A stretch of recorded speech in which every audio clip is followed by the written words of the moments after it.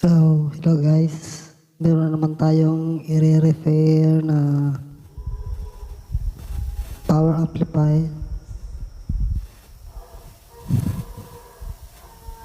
Concert 5502A po pala itong aking i-refer. Bali, ang mayari po nito si Kuya Jonathan na taga Tumalistis. Bali, pinsang ko pa rin yan. Shoutout po pala sa inyo. Ito po yung amplifier mo. Ayusin ko na. Sabi mo, bibigay mo sa akin.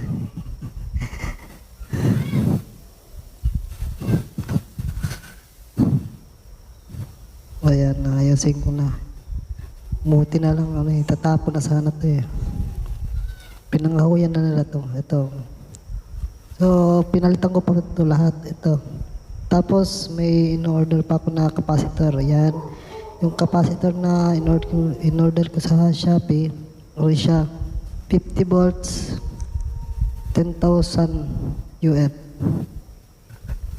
So, ang original na capacitor pala ng amplifier na to is 63 volts, 10,000 UF pa rin. Pero mataas yung niya, voltahe, 63 volts. Tapos itong relay, yan, pinalitan ko itong relay na to. Yung coil niya, ganyan pa rin yan, original pa rin yan. Yung pinalitan ko lang yung parang bakal na nakakabit sa wire. Kasi nasunog yata, nasunog talaga.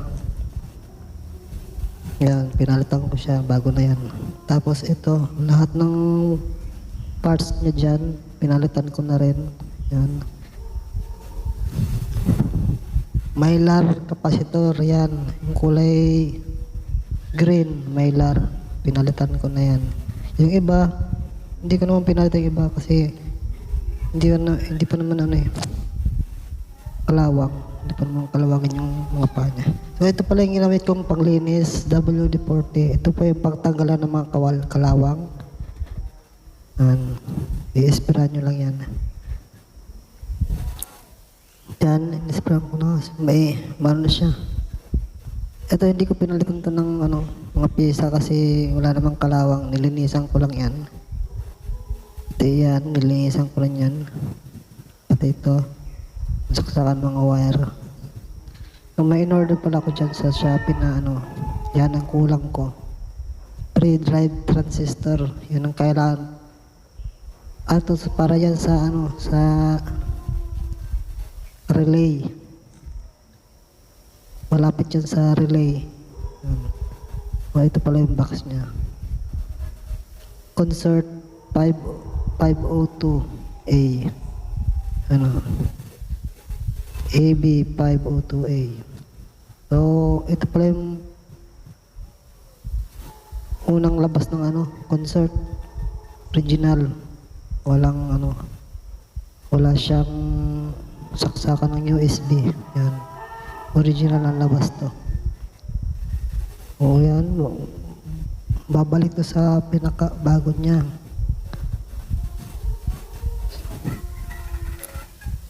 Nalagyan ko yan ng decoder. Kagaya nito, sa papa ko to.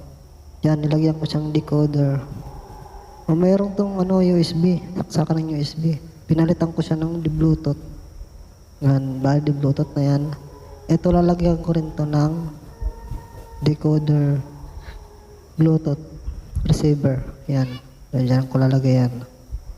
Para pareho na sila. Yan, may nakaabang na dyan na Yan. Patanggalin ko yan. Bubutasin ko yan. Yan. So, makinis na yan.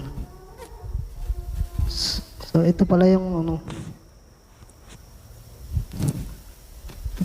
ito pala yung original na capacitor niya. Yan, capacitor niya. 63 volts. Yung in-order ko, 50 volts. 50 volts lang. Pero pasok pa rin yan yung 50 volts sa in-order ko kasi yung toroidal ng transformer niya is 34.5 yata yun. Ayan o. Ayan. Nakalagay naman dyan sa ano, nakasulat o. Ayan. Yung nakalagay dito, 34.5 volts, 34.5 volts. Yellow, black, yellow. So, dito yan o. Ito po yan. Main power po ito ng ano, preamp. Yellow, black, yellow. Yan. Nasa taas, 12 volts, 12 volts. Yan, blue, black, blue. So, ito po yan. Blue, black, blue. 12 volts. Wala tatlong klaseng voltahe po yung nilalabas nito. Itong 12 volts na to, para sa sa tone control. Yan, blue, black, blue. Para naman to sa supply ng blower, ganun. Exhaust fan pala. Supply ng exhaust fan. Yung pala yung tone control. Ito pala yun, tone control. 9.5 volts. White to white. Yan. White to white. So, yan. Laki siya. Yung capacitor para rito, papalitan ko yan kasi yung original capacitor niya, magaan yung isa. Ito na pala. Nahuli. Dapat ito sa video lang to. Pero kaya at least pinakita ko sa inyo kung paano ko nilinisan. Yan yung ginagawa ko ng linis ko. Sabi nila, baka daw masira yung kasi hinugasan ko sa tubig. Pwede yan. Pwede ng paraan na yan. Pwede paligo yan. Tapos, pagkatapos mong paliguan yan, siyempre patutuyuin mo. Alangan naman, isaksak mo sa kurente, basa pa. Diba? So, linisan yan para makita yung kinalawang, para makita mo yung kinalawang kasi hindi mo makita kung ganyan, tuyo. Yung madumi pa. Hindi mo makita yung mga kalawang dyan. Pag nakita mo, yun. Makikita mo na yan ng maganda yung makikita mo na yung mga kalawang. Saka mo tanggalan ng mga pesa, palitan mo. Kung marunong ka magpalit. Yan, ito ang pinaka main amp niya. Yan, malinis na yan, Yan, basa pa yan. Papatuyuin ko pa yan, Yan, kailangan patuyuin mo yan mga isang araw, ganun. Bago mo baklasin yung mga pesa niya, palitan. Ganun ang ng amplifier. Pag-aalaga ng amplifier. Hindi yung gamit ka lang ng gamit, hindi ka marunong mag-ayos, hindi ka marunong maglinis ng amplifier mo. Masisira talaga yan. Sayang yung pera. Dapat yung amplifier mo, mga 3 months, ganun, 4 months, 5 months. Check up mo yung niya, kung madumi na ba. Linisan mo lang, pwede na. Hindi ka marunong mag-ayos. Kahit hindi ka marunong mag-ayos, linisan mo lang para hindi ka masira ng gamit. So, tanggalin natin pala yung mga MOSFET para ma-check natin kung may shorted ba itong mga MOSFET na to. Pero sa palagay ko hindi naman to mga shorted kasi hindi naputol yung niya, fuse niya.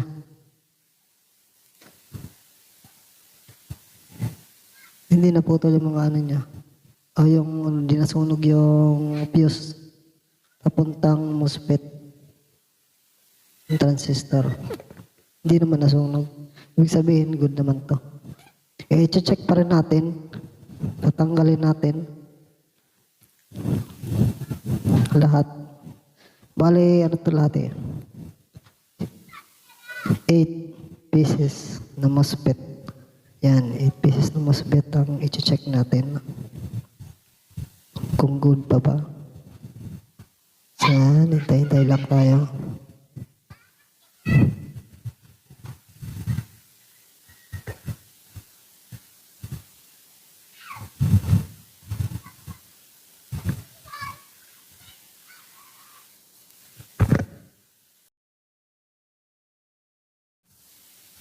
So ito na, mag-check na tayo ng MOSFET. Ito nga pala yung ipapalit kong bagong MOSFET. Okay, bago tayong MOSFET.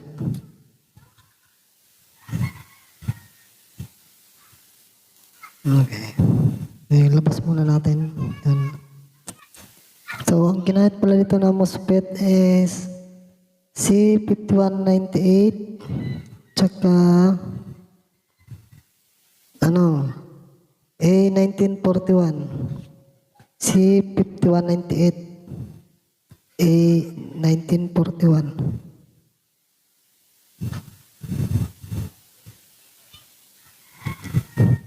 So, kulang tayo ng tester. Okay.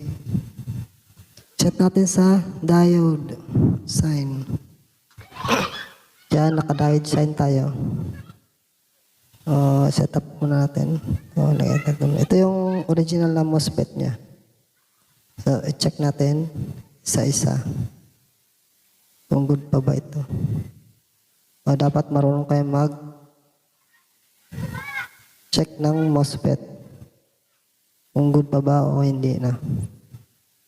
Tuturuan ko kayo. So, NPN, PNP. Ang NPN, A1941. So, ano ba ito? Medyo kulabo. So, malalaman mo yan kung NPN o PNP. So, tuturo ko sa iyo kung anong MOSFET ito.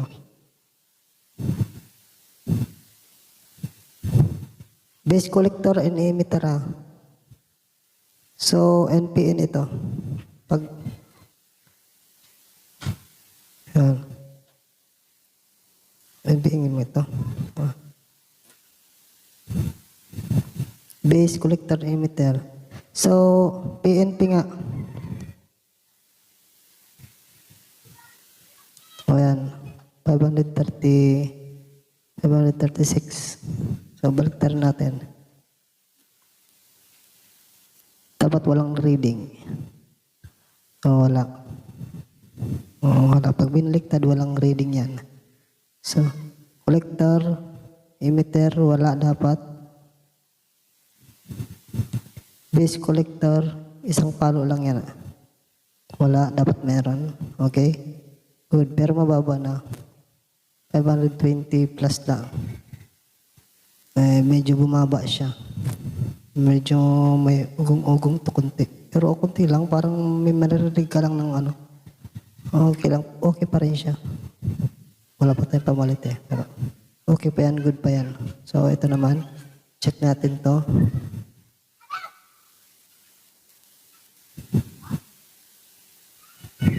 Malalaman mo yan kung NPN o PNP. So yung test probe mo, nasa kaliwa.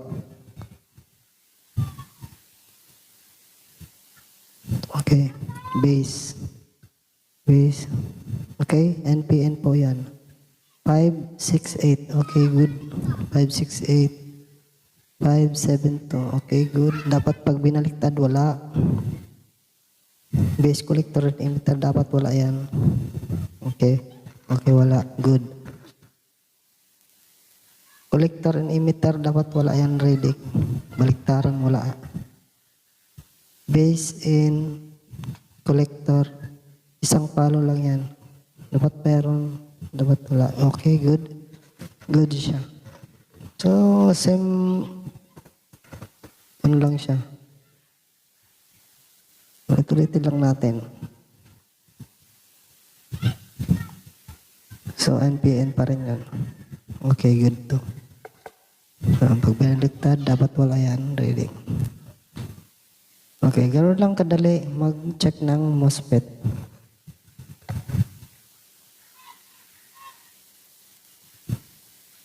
Yan. Good. Baliktarin natin. Dapat walang reading. Okay, good. Good siya. So, good naman. Isa-isahin lang natin. Okay, ito bumaba to. 530 plus. Bumaba siya. 536, nakita ko 536, bumaba. Bumaba ng 30, bumawas ng 30. Ganun. Pero okay pa rin, good pa rin yan eh. Kung wala kang pamalit, di. Kung may pamalit ka, hindi, pwede mo palitan. Pero okay pa yan, good pa yan. O, ayan, bumaba siya. 535. 535.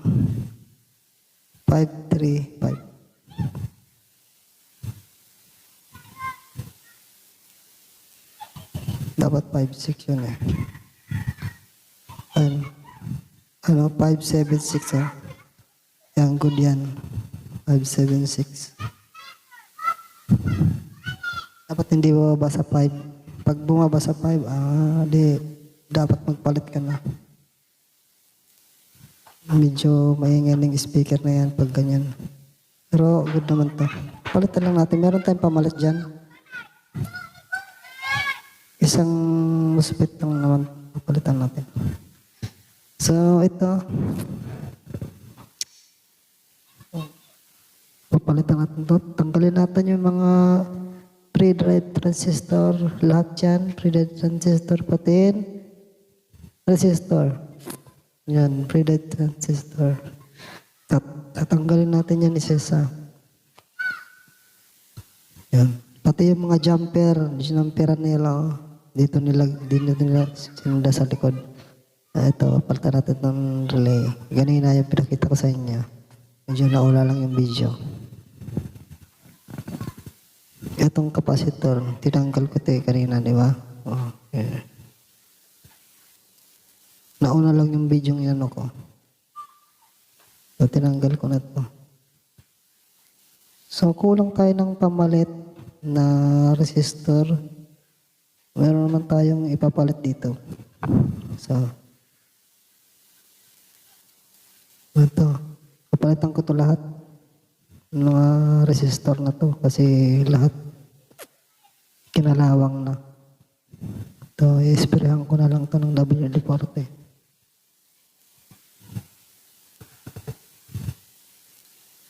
So, lumipat ako sa labas kasi madilim eh.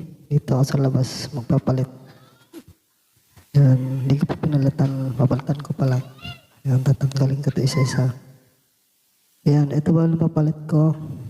Marami-rami pa ito. Pero yung iba, wala na, naubos na ako eh. Pero pwede pa rin mag-jumper na lang ako. Kung wala akong pisa dito na ano, pwede naman mag-jumper.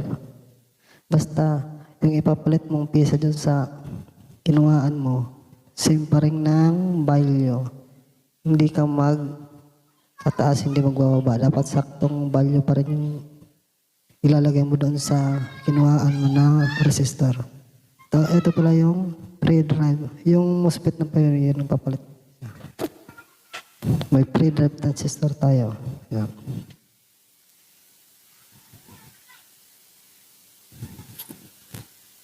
Palitan natin yan lahat. Kasi kung kinalawang yung mga pre-drive mo, ang tendency ng tunog ng speaker mahina tapos garagal ganun. Tapos magkakaroon ng DC out yung kabitan ng speaker mo, masusunog yung speaker, ganun. Ito na pala, ginamperan ko na ng mga kasi kinulang ako sa MOSFET. Kulang ng MOSFET. Resolder ko na lang yan lahat. Tapos puputulin ko yung mga sobrang panang resistor. So, fast forward lang tayo.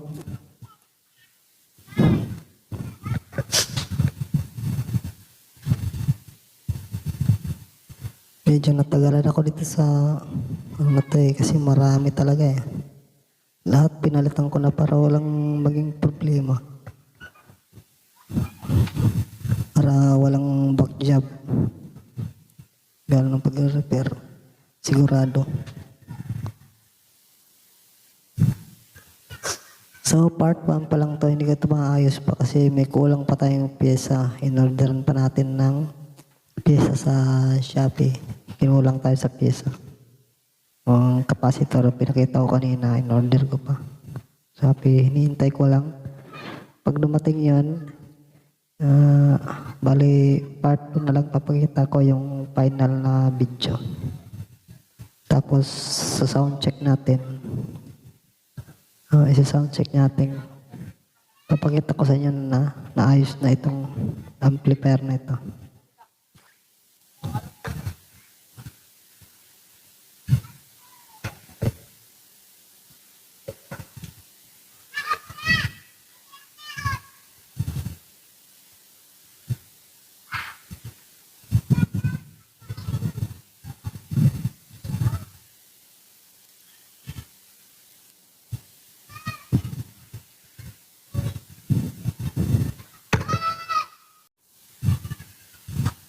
So, ayan. Matapos ko na, puputulin ko lang yung mga sobrang panya para maganda tingnan. Ayan. Okay na siya. Pati ito pala, yung capacitor na 24 volts para na UF. Pinalitan ko na rin yan. Kasi medyo lumubo. Ito, tatlong ginamper ko kasi kulang ko talaga. Wala na, ubos na. Okay lang yan. Yung jumper, basta ganun pa rin yung value niya. Yung mga paanang mylar capacitor, nilinisan ko yung mga paan yan kasi may kalawang. Wala kang pamalit. Marami pa naman Marami yan. Kaya, wala kang pamalit. Okay pa naman. Kiniskisan ko lang yung mga paa. Dalawang. Yan, marami akong pinalit, nagkalat pa. Hanggang dito lang muna tayo. Sa part 2 naman tayo papakita ko na lang sa inyo yung final result nito. Audio test tayo. So, paalam.